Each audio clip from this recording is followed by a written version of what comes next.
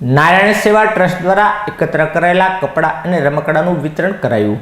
નારાયણ સેવા ટ્રસ્ટ દ્વારા એકત્ર કરાયેલા કપડાં અને રમકડાના વિતરણનું આયોજન કરવામાં આવ્યું હતું, જેમાં નારાયણ સેવાના ટ્રસ્ટના પ્રમુખ ઉદયભાઈની ઉપસ્થિતિમાં વિવિધ વિસ્તારોમાં આ રમકડા અને કપડાનું વિતરણ કરવામાં આવ્યું હતું।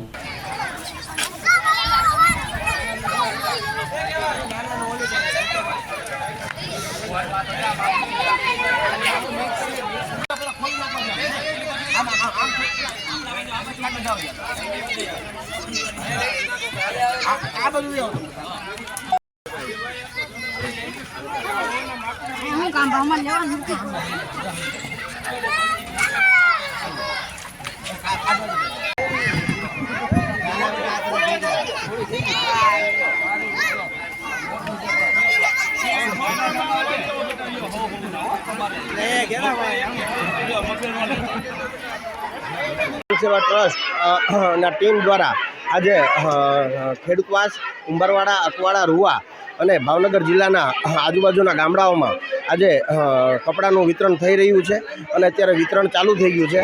આ વિતરણ આ એક વીક સુધી અથવા 10 દિવસ સુધી ચાલશે, કારણ કે અંદાજિત 1.25 લાખ કપડાનું વિતરણ ભાવનગર જિલ્લામાં થવા જઈ રહ્યું છે અને વિતરણ આજથી ચાલુ થઈ ગયું છે।